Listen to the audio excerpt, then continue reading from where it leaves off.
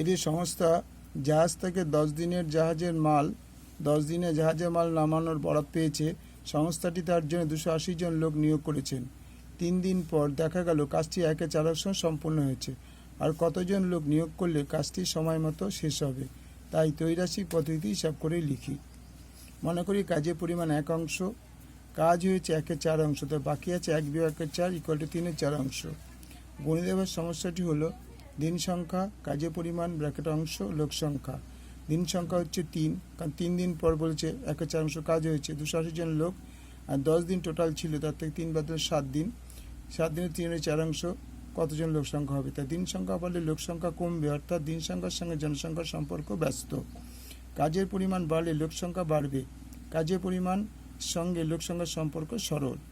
নির্ণয় লোক সংখ্যা 280 × 3/4 বাই 1/4, এইটা উপরে যেটা বড় বলে এটা উপরে এটা নিচে, × 3/7, কাটাকুটি করে দেখা গেল 360 জন।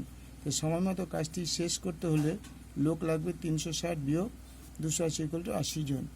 একটা কথা বলে দিই, এই অঙ্কটা তোমাকে আগে পোস্ট করা হয়েছে, আমি আবার সেকেন্ড টাইম এটা পোস্ট করছি, কারণ মাঝে একটু ইন্টারাপশন হয়েছিল, তাই এই জন্য এটা তোমাদের পুরো আবার এমনি শর্ট টাইম করে দিলাম।